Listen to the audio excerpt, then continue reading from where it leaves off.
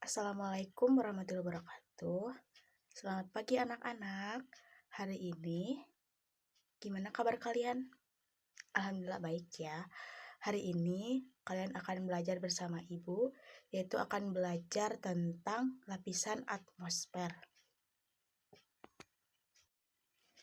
Nah, kalian tahu nggak sih atmosfer itu apa?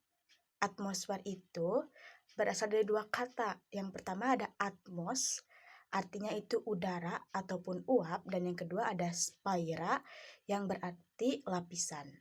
Dari asal kata tersebut, atmosfer ini bisa diartikan sebagai selubung gas ataupun lapisan udara yang menyelubungi bumi.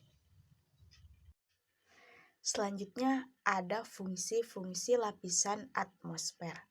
Yang pertama, atmosfer ini berfungsi untuk melindungi bumi dari benda luar angkasa yang jatuh seperti meteor ataupun komet.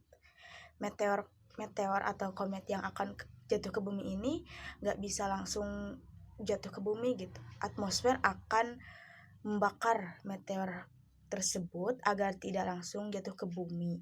Yang kedua, fungsi atmosfer ini menjaga temperatur bumi dari suhu yang ekstrim, karena sinar matahari yang dipancarkan matahari ini nggak akan langsung masuk ke bumi, yaitu akan terfilter dulu oleh lapisan atmosfer.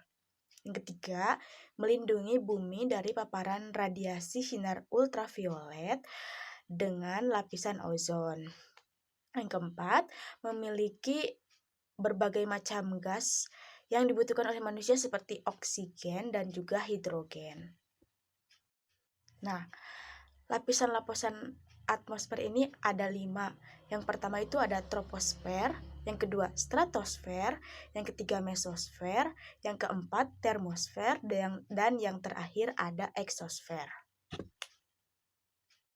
Mari kita bahas yang pertama dulu, yaitu lapisan troposfer. Nah, lapisan troposfer ini berada di ketinggian 0 sampai 18 km di atas permukaan laut. Lapisan troposfer juga merupakan tempat terjadinya fenomena iklim seperti angin, hujan, petir, dan juga pelangi. Di lapisan ini pun terjadi penurunan suhu udara sekitar 0,5 hingga 0,6 derajat Celcius ketika mengalami kenaikan setiap 100 meter. Nah, sekitar 80% massa atmosfer ini berada pada lapisan troposfer.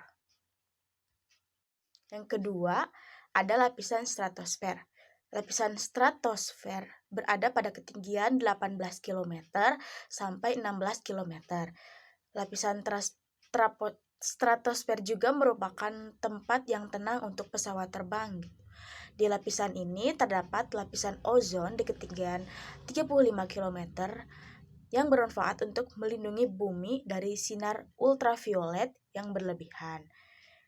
Nah, kalau di lapisan ini tuh semakin naik ketinggian, semakin tinggi juga suhunya. Selanjutnya kita akan membahas lapisan mesosfer. Lapisan mesosfer ini merupakan lapisan ketiga ya. Berada pada ketinggian sekitar 60 sampai 80 km persegi. Lapisan atmosfer juga melindungi bumi dari hujan meteor. Nah, kalau di lapisan ini tuh kalau semakin tinggi semakin rendah suhunya, bisa sekitar minus 83 derajat Celcius. Udara pada lapisan ini tuh sangat panas karena disebabkan oleh adanya pergesekan objek atau benda-benda yang datang, hingga akhirnya benda-benda tersebut terbakar karena lapisan ini tuh sangat panas. Yang keempat ada lapisan termosfer. Lapisan ini berada di ketinggian 80 km sampai 100 km. Suhu udara di lapisan ini sangat panas hingga mencapai lebih dari 1000 derajat Celcius.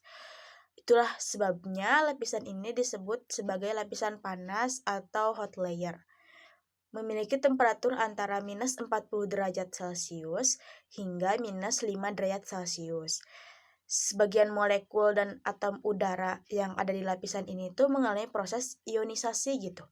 Ionisasi juga memantulkan gelombang radio sebagai sinyal satelit dan komunikasi. Ionisasi juga membentuk aurora yang terjadi di permukaan bumi di bagian kutub. Yang terakhir ada lapisan eksosfer. Lapisan eksosfer ini berada di ketinggian sekitar 400 sampai 1000 km. Di lapisan ini tuh tempat terjadinya gerakan atom-atom secara tidak beraturan, memiliki kandungan gas-gas atmosfer yang sangat rendah, dan juga memiliki gaya gravitasi yang sangat kecil karena berada di bagian paling luar bumi. Nah, tadi kan membahas tentang lapisan-lapisan atmosfer. Sekarang kita akan membahas tentang gejala optik yang ada di lapisan atmosfer. Yang pertama itu ada pelangi. Pelangi ini merupakan gejala optik yang terjadi akibat proses pembiasan sinar matahari oleh titik-titik air hujan sehingga terurai menjadi berkas warna ataupun spektrum warna. Yang kedua, ada gejala halo. Halo ini adalah lingkaran sinar putih yang mengelilingi matahari. Halo ini terjadi akibat proses pembiasan sinar matahari oleh kristal-kristal es yang terkonsentrasi oleh jenis awan tinggi, seperti cirrus ataupun cirrocumulus.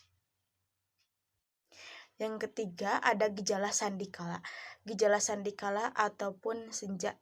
Sandikala ini merupakan cahaya berwarna merah kekuningan yang muncul ketika matahari terbit dan juga matahari terbenam. Yang terakhir ada gejala aurora. Fenomena ini terjadi karena interaksi antara gelombang elektromagnetik matahari dan medan magnet bumi. Aurora yang di kutub utara dinamakan aurora borealis dan di kutub selatan dinamakan aurora australis. Terdapat 5 tempat nih untuk menyaksikan aurora. Yang pertama ada di Alaska, yang kedua di Kanada, yang ketiga ada di Finlandia, yang keempat ada di Norwegia, dan yang terakhir ada di Islandia. Mungkin cukup sekian materi yang dapat Ibu sampaikan.